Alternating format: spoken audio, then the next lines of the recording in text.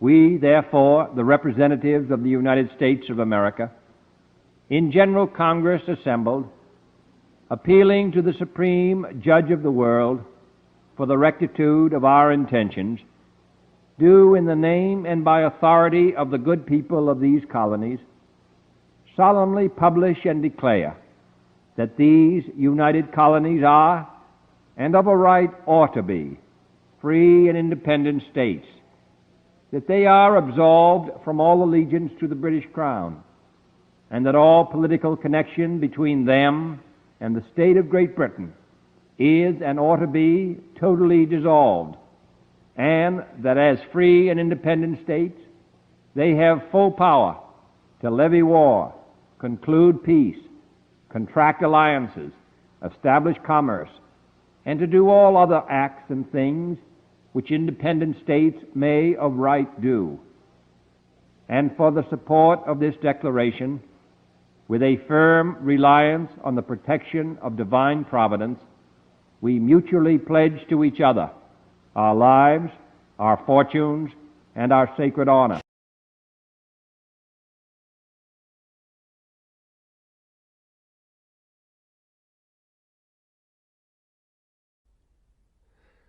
We, the people of the United States, in order to form a more perfect union, establish justice, ensure domestic tranquility, provide for the common defense, promote the general welfare, and secure the blessings of liberty to ourselves and our posterity, do ordain and establish this Constitution for the United States of America.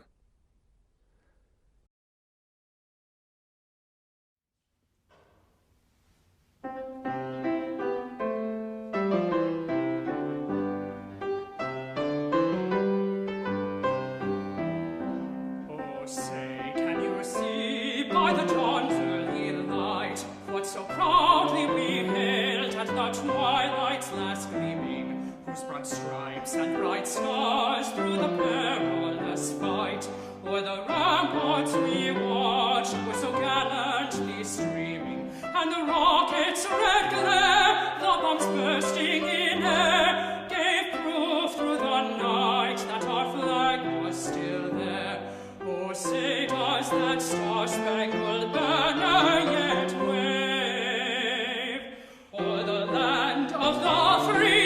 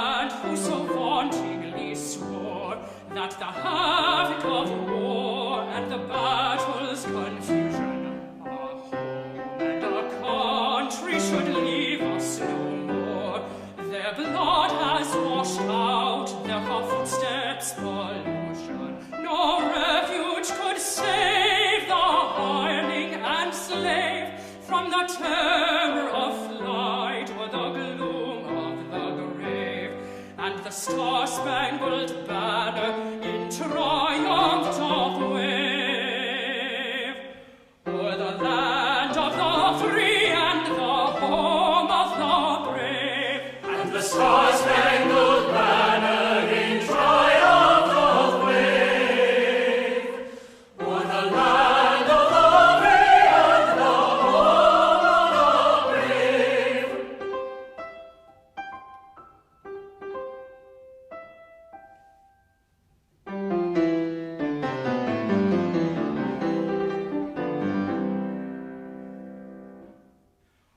Thus be it ever when free men shall stand between their loved home and the war's desolation. Blessed with victory and peace, may the heaven-rescued land praise the power that hath made and preserved us a nation.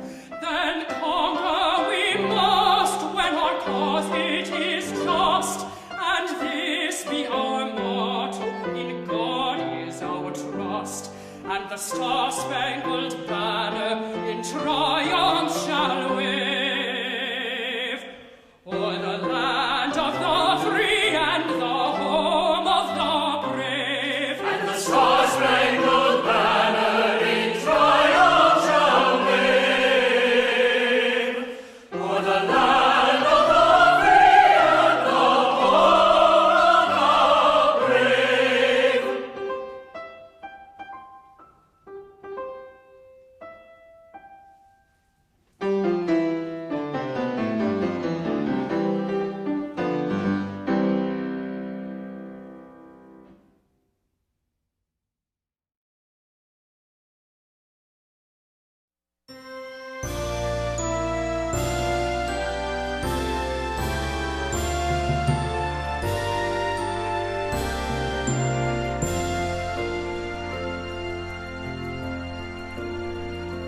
Oh, beautiful for spacious skies, for amber waves of grain, for purple mountain majesties above the fruited plain.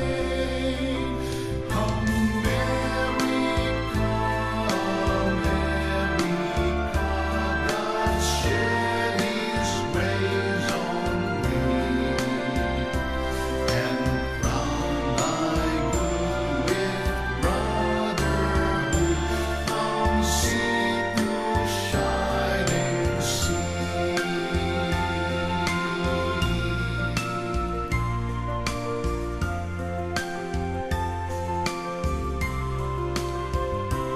Oh, beautiful for pilgrim feet whose turning passions trust, a thoroughfare for freedom beats across the wilderness.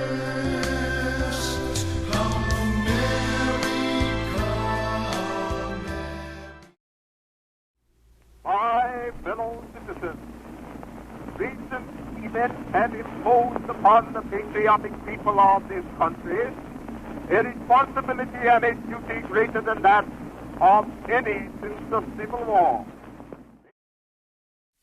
The big bosses of the political field, the beneficiaries of privilege in the field of industry, the men who represent that sinister alliance between crooked.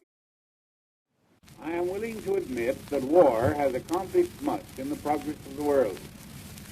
I am willing to admit that there are certain crises in the forward march of Christian civilization that perhaps could not have been met in any other way than by the sword. There never was a time when impatience and suspicion were more keenly aroused by private power selfishly employed, when jealousy of everything concealed or touched with any purpose not linked with the general good or inconsistent with it, more sharply or immediately displayed itself. My countrymen, the first flaming torch of Americanism was lighted in framing the federal Constitution in 1787. The Pilgrims signed their simple and majestic.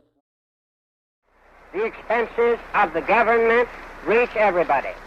Taxes take from everyone a part of his earnings and force everyone to work for a certain part of his time for the government. When we come to realize that this campaign is more than a contest between two men. It is more than a contest between two parties. It is a contest between two philosophies of government.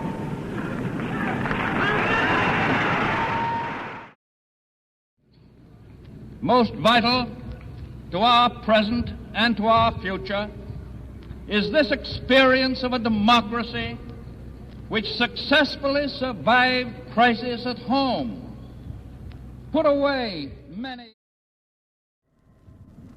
The supreme need of our time is for men to learn to live together in peace and harmony. The peoples of the earth face the future with grave uncertainty. We are called as a people to give testimony in the sight of the world to our faith that the future shall belong to the free.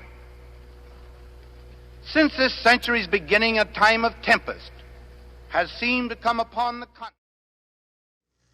To halt this offensive buildup, a strict quarantine on all offensive military equipment under shipment to Cuba is being initiated. Second, I have directed the continued and increased close surveillance of Cuba. But if the nation's problems are continuing, so are this great nation's assets. Our economy, the democratic system, our sense of exploration. Tonight I shall present to the Congress 6 great goals. I shall ask not simply for more new programs in the old framework.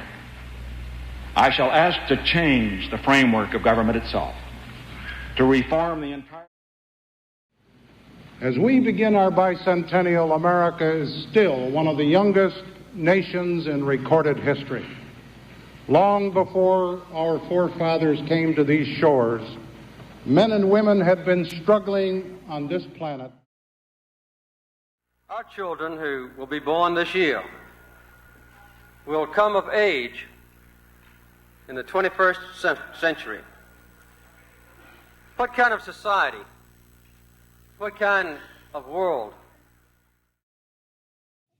It's my duty to report to you tonight on the progress that we have made in our relations with other nations, on the foundation we've carefully laid for our economic recovery, and finally on a bold and spirited initiative that I believe can change the face of America. The events of the year just ended, the Revolution of '89, have been a chain reaction. Changes so striking that it marks the beginning of a new era in the world's affairs. Think back. Tonight I stand before you to report that America has created the longest peacetime economic expansion in our history. With nearly 18 million new jobs, wages rising. This country is taking an assessment right now of what's important. The evil ones thought that we were weak. They didn't understand us. As I say, they probably... America, in the face of our common dangers, in this winter of our hardship, let us remember these timeless words. With hope and virtue, let us brave once more the icy currents and endure. I, Donald John Trump, do solemnly swear. I, Donald John Trump, do solemnly swear. That I will faithfully execute. That I will faithfully execute. The office of President of the United States. The office of President of the United States. And will, to the best of my ability. And will, to the best of my ability. Preserve, protect, and defend. Preserve, protect, and defend. The Constitution of the United States. The Constitution of the United States. So help me God. So help me God.